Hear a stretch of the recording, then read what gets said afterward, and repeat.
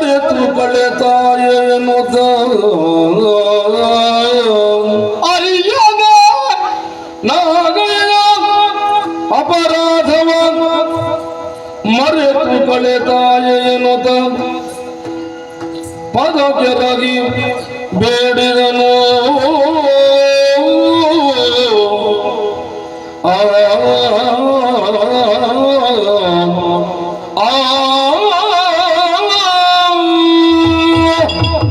ಎಂಥ ಆಶ್ಚರ್ಯ! ಹೆಣ್ಣು ತಾತ್ಸಾರ ಮಾಡಿದೆ. ಆ ಶೂಲ ಎನ್ನುವುದು ನನ್ನ ದೇಹಕ್ಕೆ ಸ್ಪರ್ಶ ಆದ ತಕ್ಷಣವೇ ಅಜ್ಞಾನ ಮತ್ತು ಅಂಧಕಾರ ತೊಲಗಿತು. ಅದ ಬೆಳಕನ್ನು ಕಾಣುತ್ತಾ ಇದ್ದೆ. ಸುಜ್ಞಾನ ಮತ್ತು ಬೆಳಕು ಹಾಗಿದೆ. ಇವಳು ಯಾರಿರಬಹುದು? ಕಂಡೆ, ದೇವಿಯನ್ನು ಕಂಡೆ. ಅಬ್ಬ ಅಂತರಂಗವಾಗಿ ಕೈ ಮುಗ್ತಾ ಇದ್ದೆ. ಸರ್ವಮಂಗಲ ಮಾಂಗಲ್ಯ ಶಿವೆ ಸರ್ವಾರ್ಥ ಸಾಧಿಕೆ ಶರಣ್ಯ ತ್ರ್ಯಂಬಕಿ ಗೌರಿ ನಾರಾಯಣಿ ವಸ್ತುತೆ. ಅಮ್ಮ, ಚೌಡಾಸುರ ತಪ್ಪನ್ನು ಎಸಾಗಿದವಮ್ಮ. ಈಗ ನನ್ನ ತಪ್ಪನ್ನು ಮನ್ನಿಸಮ್ಮ, ನನ್ನನ್ನು ಕ್ಷಮಿಸಮ್ಮ. ಮಗನೇ ಮರುಗದಿರು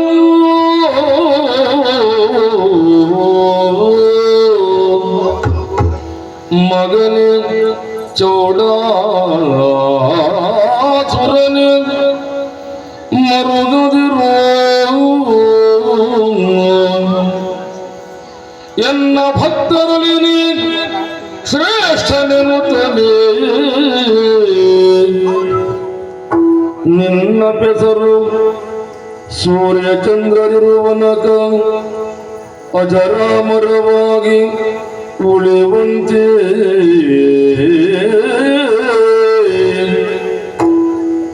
ನಿನ್ನ ಪೆಸರು ಸೂರ್ಯಚಂದ್ರರಿರುವನಕ ಅಜರಾಮರವಾಗಿ ಉಳಿಯುವಂತೆ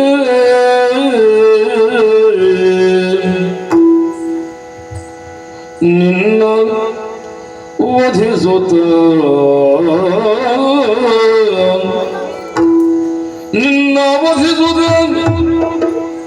ಸೀಗೆ ಕಣಿವೆಯಲ್ಲಿ ಚೌಡೇಶ್ವರಿ ಎಂಬ ಅಭಿಧಾನದಿ ನೆಲೆಯಾಗುವೆ.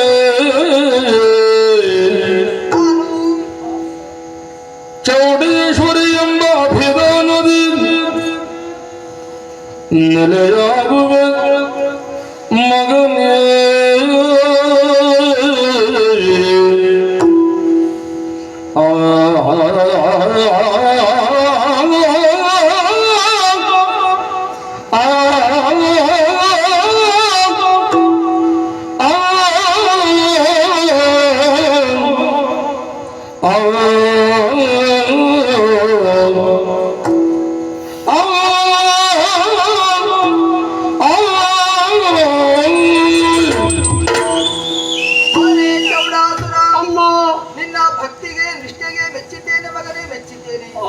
ಕಣ್ಣೆದುರುಗಡೆಯಲ್ಲಿ ಕಾಣಿಸಿಕೊಂಡವಳು ಕೇವಲ ಜನಸಾಮಾನ್ಯವಾದಂತ ಹೆಣ್ಣು ಅಂತ ಭಾವಿಸಿಕೊಂಡೆಯ. ನಿನ್ನ ತಿಳುವಳಿಕೆ ತಪ್ಪಾಗಿ ಹೋಯ್ತು ಮಗನೇ. ಅಜ್ಞಾನ ಎನ್ನುವಂತ ಅಂಧಕಾರ ಈ ಕ್ಷಣಕ್ಕೆ ದೂರವಾಗಿ ಸುಜ್ಞಾನ ಎನ್ನುವಂಥದ್ದು ನಿನ್ನ ಮನದಲ್ಲಿ ಮೂಡುತ್ತಾ ಉಂಟು. ಮಾಡಿದ ತಪ್ಪನ್ನ ಒಪ್ಪಿಕೊಳ್ಳುವುದಕ್ಕೆ ಮುಂದಾಗುತ್ತಾ ಇದ್ದೀಯ ಮಗನೇ. ನಾನೇನು ಸಾಮಾನ್ಯವಾದಂತ ಹೆಣ್ಣಲ್ಲೂ ಒಬ್ಬ. ಮೂರು ಮೂರ್ತಿಗಳಲ್ಲಿ ಒಬ್ಬರಾಗಿ ತಮೋಗುಣ ಸಂಪನ್ನನಾಗಿ ಲಯದ ಅಧಿಷ್ಠಾರ್ಥ ದೇವತೆಯಾದಂತಹ ಪ್ರಭು ಪರಮೇಶ್ವರ ಸ್ವಾಮಿಯ ಮಡದಿ ಆ ಶಕ್ತಿ ಸ್ವರೂಪಿಣಿ ಪಾರ್ವತಿ ದೇವಿಯೇ ನಾನಿದ್ದೇನೆ ಮಗನೇ. ನಾನಿದ್ದ ಬರುವುದಕ್ಕೆ ಬಲವಾದ ಕಾರಣ ಎನ್ನುವಂಥದ್ದು ಉಂಟು. ನೀ ಪಡೆದಂತಹ ವರವೇ ಹಾಗಲ್ವೇ ಹೇಳು. ಶಿವೆಯ ಶಿಲೆಯಾಗಿ ಶಿಲೆಯೊಳವಾಗಿ ಐಕ್ಯವಾಗಿ ಮತ್ತೆ ಶಿಲೆಯೊಡೆದು ಶಿವೆಯಾಗಿ ಬಂದವಳಿಂದಲೇ ನನ್ನ ಪಾಲಿಗೆ ಸಾವು ಎನ್ನುವ ಹಾಗೆ ಕಂದ ನಿನ್ನದಾದಂತಹ ವರವನ್ನು ಹೋಗಲಾಡಿಸಬೇಕೆಂದು ಕಾರಣಕ್ಕಾಗಿ ನಾನಿಂದ ಬಂದವಳು. ಪಾರ್ವತಿಯಾದಂತಹ ನಾನು ನಿನ್ನ ಕಣ್ಣೆದುರಿನಲ್ಲಿ ಗೌರಿಯಾಗಿ ಕಾಡಿನ ಕನ್ಯೆಯಾಗಿ ಗೌರಿಯಾಗಿ ನಿನ್ನ ಕಣ್ಣೆದುರಿಗೆ ಕಾಣಿಸಿಕೊಂಡೆ ಮಗನೇ. ಆ ಬಳಿಕ ಶಿಲೆಯಾದೆ ನಾನು, ಶಿಲೆಯೊಳಗೆ ಐಕ್ಯಳಾದವಳು ನಾನು. ಆಗ ನೀನು ಒದೆದಾಕ್ಷಣದಲ್ಲಿ ಆ ಶಿಲೆಯೊಡೆದು ನಿನ್ನ ಕಣ್ಣೆದುರಿಗೆ ಕಾಣಿಸಿ ಭಾವಿಸಿಕೊಂಡವಳು ಶಿವೆಯೇ ಇದ್ದೇನೆ ಮಗನೇ. ಹಾ. ಕಂದ, ಅಮ್ಮ. ಈ ಕ್ಷಣಕ್ಕೆ ನಿನ್ನದಾದಂತಹ ಸಾವು ಎನ್ನುವಂಥದ್ದು ನಿಶ್ಚಿತವಾದದ್ದೇ ಹೌದು.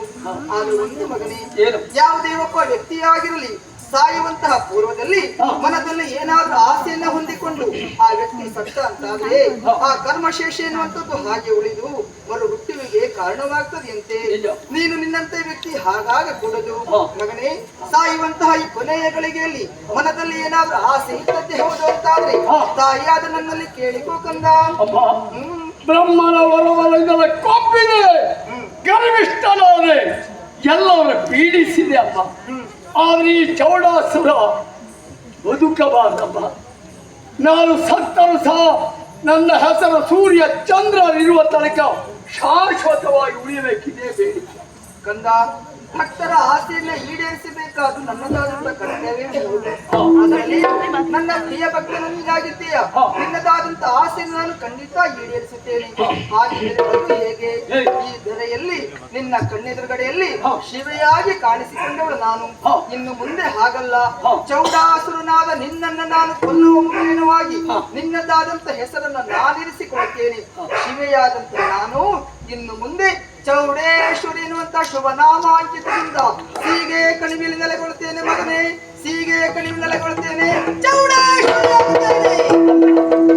ಈ ಚೌಡಾಸುರ ಬದುಕು ಧನ್ಯ ಅಮ್ಮ ಪಾವನ. ಆದರೆ ಅಮ್ಮ, ಜ್ಞಾನೋ ದೇವರ ಕರುಣಿಸಿದ ಮಹಾ ತಾಯಿ ಅಮ್ಮ. ಈ ಮಗನಾದವ ತಾಯಿಯಲ್ಲಿ ಹೋರಾಟ ಮಾಡುವುದು ತಾಯಿ ಮಗನಿರುವಂತಹ ಮಮಕಾರ ಕೈ ಬೀಸಿ ಕರೆಯುತ್ತಾ ಉಂಟು. ಹೌದು. ಚಿಂತೆ ಮಾಡಬೇಡ, ನಿನ್ನದಿದ್ದಂತ ಸುಜ್ಞಾನ ಹೊರತೆಗೆದಿದ್ದೇನೆ.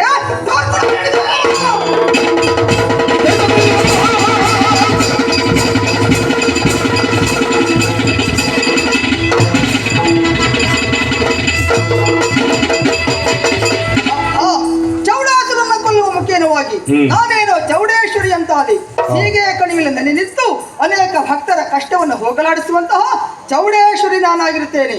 ಆ ದೃಷ್ಟಕ್ಕೆ ಸಾಕಾದೀತೆ ಅವನ ಅನುಯಾಯಿಗಳಂತಹ ಗಂಧಸಿಂಧರು ಎತ್ತರ ಕಣ್ಮರೆಯಾಗಿ ಹೋಗಿದ್ದಾರೆ. ಎಲ್ಲಿದ್ದಾರೆ?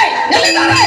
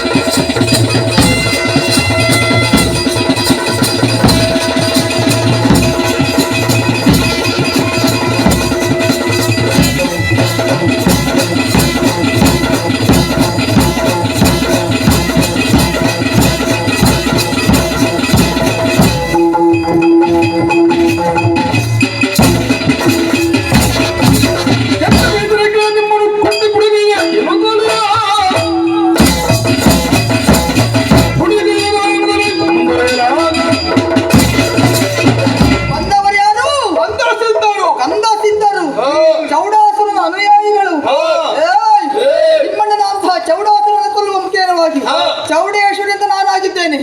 ಇನ್ನು ನೀವು ಯಾವ ಲೆಕ್ಕ? ಮಾಡಿದ ತಪ್ಪಾಯ್ತು ಎನ್ನುವ ಹಾಗೆ ನನ್ನ ಪದಮೂಲ ಕಟ್ಟಿಕೊಂಡದ್ದು ಹೌದು ಅಂತಾದ್ರಿ ನಿಮ್ಮ ಪಾಲಿಗೆ ಜೀವದಾನ, ಶಿರಚ್ಛೇದನ, ಏನು ಗಂಡೆ ನಿನ್ನ ಕಾಲಿಗೆ ಬಿದ್ದು ಶರಣಾಗುವುದಾ? ಹಾ. ಮಾತಿಲ್ವೇ ಇಲ್ಲ. ನಿನ್ನ ಕಾಲಿಗೆ ಕೈ ಹಾಕ್ತೇವೆ, ಮೇಲಕ್ಕೆತ್ತೇವೆ, ಗರ ಗರ ಗರ ತಿರುಗಿಸಿ ನೆಲಕ್ಕಪ್ಪತ್ತೇವೆ. ಸ್ಪರ್ಶ ಮಾಡ್ಲಿಕ್ಕೆ ಆಗ್ತದೆ ನೋಡಿ, ಹಾಕ್ತೇವೆ. ಹೌದಾ? ಹಾಗಿದೆ ಅಸುರ ಶಕ್ತಿಯ ದೈವ ಶಕ್ತಿಯ